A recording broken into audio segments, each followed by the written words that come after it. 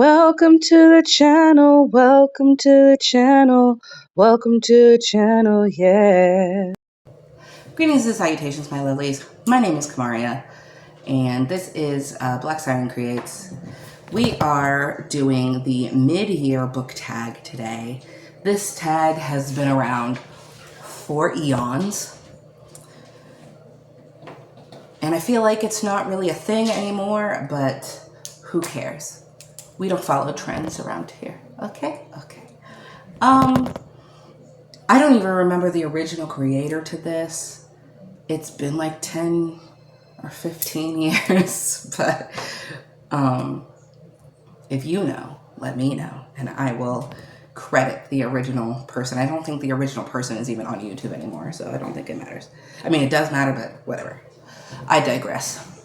So I have about 12 questions here, and it's just to kind of check in mid-year. I know when I'm posting this, it's kind of later, but whatever. I'm just going from like June stats.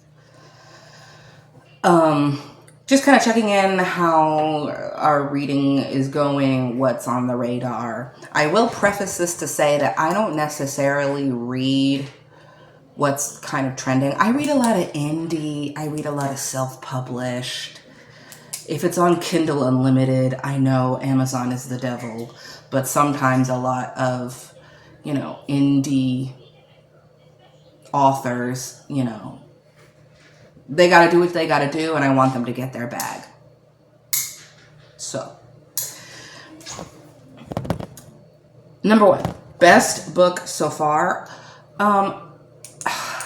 I will say also, I am not having the best reading year. When I look at my stats, I don't really rate books, as I've told you before, or maybe not if this is your first time. I don't rate books. I don't do stars. I don't do whatever. I'm more just, hey, vibes. Were we vibing? There might be a cat coming. There he is. Hello.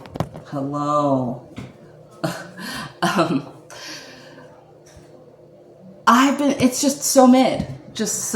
All of my books have been really, usually I'm really good at picking books. I've been DNFing a lot, and then a lot of stuff I do read, it's kind of like, well, I didn't really even like this, but here we are. I'm still going to finish it for some reason.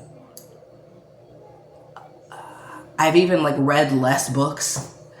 I looked at my stats at the same time last year. I had read 20 more books. I'm only at 70. I'm only at 70 something. And 71, I think. And last year, by this time, I was almost at 100. So, I don't know, man. I don't know. I don't know if also, I feel like the newer books lately have just been not great. I don't know, man. I don't know what's going on. But anyway, best book so far, number one. I read a lot of romance. So The Ways We Ignite by Collins Fox. It's indigenous. It's sapphic. There's butch representation. It just ticked all my boxes. I read a lot of LGBT plus books, queer books in general. I prefer them. But it's really rare to find a really good indigenous sapphic romance. Talk about niche. I just love the way this book, it's the second book of the series. I read it out of order.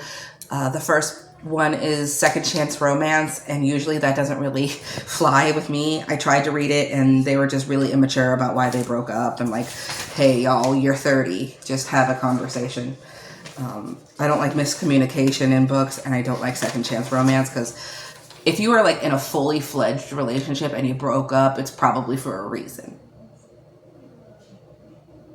But whatever. But The Ways We Ignite, it's just one of the main characters, I think, is a firefighter or was in the military and is now a pilot. I think a pilot. Yes, a pilot, not a firefighter. A pilot. And the other main character is a single mom and trying to navigate that and her sexuality and all those things. It just kind of it made me feel feelings. So, best number 2, best sequel you've read so far. It's not really. It's like a sequel to a sequel to a sequel. So this is like a 4-book series about brothers, and they all find love, and they're all, you know, in the alphabet mafia rainbow. It's a Seal the Deal by Lucky Hart. This book just kind of it resonated with me a lot. One of the main characters is autistic and has a lot of anxiety and a lot because every autistic person's experience is different. I identify as autistic or autistic adjacent, with a whole bunch of other things, mental things. But the main character was also asexual, so a lot of the times when he was speaking about, how he feels about certain textures or sensory issues or fluids, it was like, oh yeah, that gives me the ick too. Oh yeah, I get anxiety in those situations too. So it resonated with me a lot. And not to say that you can't enjoy a book if you don't, resonate or find commonality, but that book, that character specifically just kind of hit me in my feels of how that character moved through the world and how they identified and how their brain worked was very similar to mine. So that was like the best sequel for me. New release I haven't read yet but want to. Tapestry of Fate just came out by Shannon Chakraborty. This is the sequel to, what's it called? The Adventures of Amina El Sarafi. And I love that book down. And usually I'm not really a pirates kind of girl, but like the main character is older, she's badass, she's a pirate, she has a kid, there's a ragtag crew, found family, it's an adventure. I just haven't been in the mood, but I want to read it so badly because the first one was so good. Number 4, most anticipated release for the rest of the year. Y'all, I don't really keep up with releases like that.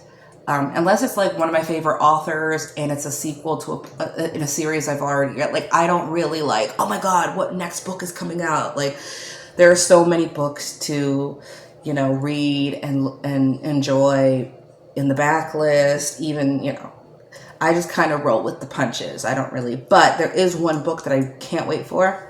It's The Case of Elmwood Ranch. It's by Deanna Gray, and it is Black. It is sapphic. So, again, for me, I feel like there's not enough representation in books for Black people of color, Black, women who love women stories. A lot of times when I want to read, because I try to balance out reading across the board, many different identities. But the one I always want to read more of but fall short a lot, because I'm really picky, is sapphic books, lesbian books, women loving women books. Because for me, I don't really want to read 100 books about 2 white ladies falling in love. Like, that's boring. Like, I need more, marginalized communities in that genre, and I don't get it. And it pisses me off. So I'm really excited for that. I think it's like a haunted house, and there is a character who is like a debunker, ghost hunter type person. And, I think it's like enemies to lovers type, because she's trying to disprove this haunted ranch. And I think like one of the characters is trying to like capitalized on like haunted ghost tours or something like that. It's basically somebody who believes in ghosts, somebody who doesn't believe in ghosts, and having them come together, and they're both Black, and it makes me happy. So I'm really excited. That comes out in July. Depending on when I post this video, it's almost out because I think it comes out mid-July, and I might be posting this in mid-July. So it's either almost out, but I've been waiting for it all year long. Like all year long. Like I wanted to put it on my TBR for the Queer Lit Readathon, and I was like, oh, it doesn't come out until July, and I was so mad. Number 5, biggest disappointment so far. Don't come for me for this, but I read Burn Down the Master's House by Clay Kane, and I usually don't really read books about slavery anymore, unless it's nonfiction. I think there are so many other stories to tell that the Black people have, Black joy. It doesn't always have to be rooted in Black trauma. I had a whole ranting video about this a while ago. But I wanted to give it a shot. A lot of people who I follow and trust were raving about it, so I read it. And even in the introduction, it says, do we really need another slave book? And the author was kind of, in the introduction, kind of saying, well, yeah, we do. And this is the one. And I read it, and I'm not saying it wasn't good. It just didn't it just didn't do anything for me. It's divided up into 4 parts, and we kind of follow a whole bunch of different characters, and they're all connected to each other. But the author explained that he found all of these different kind of stories of slaves kind of fighting back and rebelling against the institution of slavery. And to me, it felt like that. It felt like 4 different stories put together. The first part I loved. It was following 2 male slave characters, and it explored a lot of different themes that we don't normally get, because they fell in love with each other, but there was a lot of other things that we usually don't get in the traditional like slave narrative. So I liked that, and then it kind of just kept going, and it was kind of repetitive for me. I feel like a lot of the characters didn't really have clear-cut identities outside of the first part. It was kind of just kind of a lot of the same themes. The characters, like I said, felt flat to me, but other people really loved it. So I don't know. Number 6, my biggest surprise, I would say, is the Omegaverse Case File series. It's on KU, Kindle Unlimited. It's an Omegaverse series. If you don't know, I don't think I could.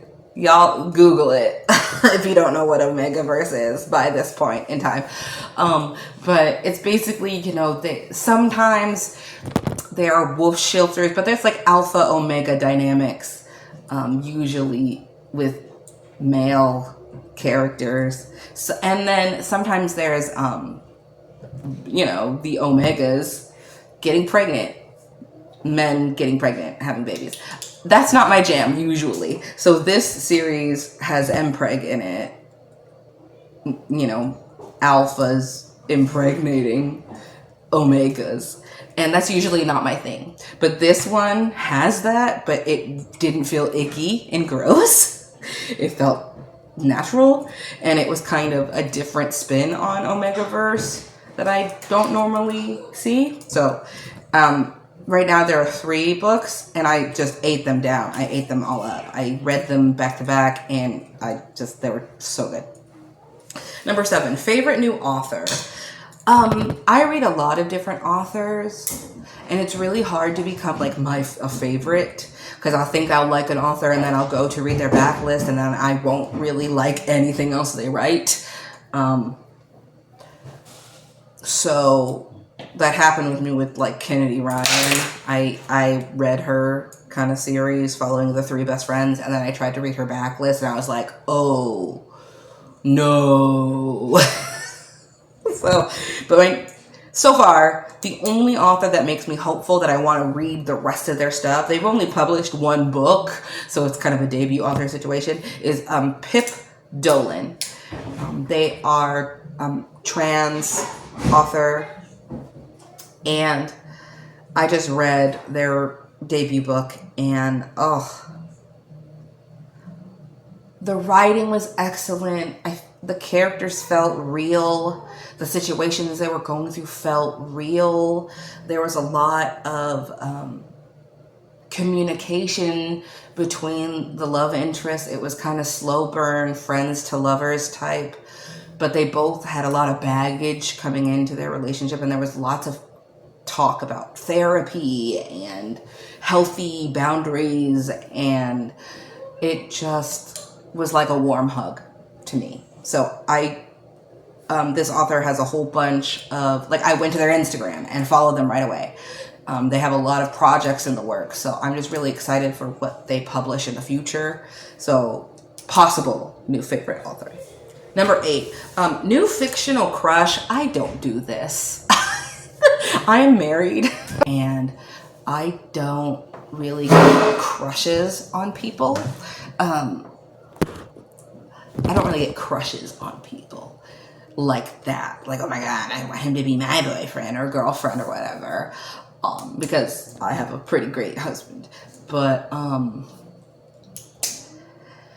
I think probably the book I just talked about is called I think I talked about the character, the author, but not the actual book. I will talk about the book in a couple questions down. But The Dandelion and the Thistle by Pip Dolan. Both of those characters are just the way they take care of each other and look out for each other. And it's the little things, remembering their coffee order, saying, oh, hey, you look like you're about to have a panic attack. Do you need to go in the back? Like, just being so aware of the other person and just so loving and present and just supportive. So I would take either one of the characters from that book as a spouse if I were not taken. Number 9, new favorite character. I talked about this character, I think, earlier, but Andrew King from Seal the Deal by Lucky Heart. Like I said, I just resonated with that boy. He is autistic, and so there was a lot of just similarities with how his brain worked and my brain worked. Also, the way he is in, he is, I want to say, the oldest brother, and he has a whole bunch of siblings, and basically he always takes care of everybody else to his own detriment. And I do that too, like being such a caregiver and wanting to take care of everybody else and kind of forgetting my own needs. So that's another way we kind of we're similar. So my new favorite character, Andrew King. 10, book that made me cry. I'm talking about a lot of the same books in here, but like I said, this year for reading has been bad for me, just mid. The book that made me cry most recently, The Dandelion and the Thistle by Pip Dolan. Because spoiler alert, I guess, but as queer people, a lot of times you don't get accepted by your parents, or you have trauma on coming out. And there's a part at the end of the book where the trans character finds found family. He finds a family with his partner's family, and they just like accept him and love him, and just being in a family that accepts their child for being queer is such a beautiful thing. So once they were like, no, you're our son too, I started bawling my eyes out, because it was just, that character has so much pain and trauma from their family. So being finally accepted and loved unconditionally like your parents are supposed to, it was just a beautiful moment, and it just made me sob like a baby. Number 11, book that made me happy. I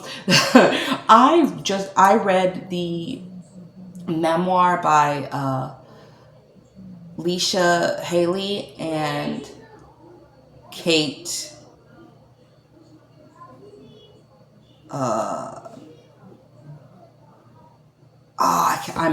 I'm blanking, but it's here. But because I remember them by their character names and not their actor names. I, like every other queer person, was obsessed with the L Word back in the day, and it was the actor who played Alice and the actor who played Shane from the L Word. They kind of wrote a memoir because they're still like best friends, even so much later. So it had a lot of like behind the scenes stories and stuff from the show, and even just their upbringings and how they kind of went through life in the 90s as gay people. And as problematic as that show is, and it's hard to watch now, the L Word will always have a special place in my heart. And so this book made me happy because I was just laughing and reminiscing, and it took me back to a time when I was a baby queer and just kind of sucking up any gay media I could find. So it just kind of made me nostalgic and happy. And it's really funny as well. And then last question, books I still need to read this year. Okay, so there are a couple of books on here that they're like high fantasy where I need like a big brain. And a lot of high fantasy, there's a lot of characters, there's magic systems, there's hierarchies, there's world building, and sometimes my brain doesn't do that. That's why I read a lot of romance, because it's easy for me.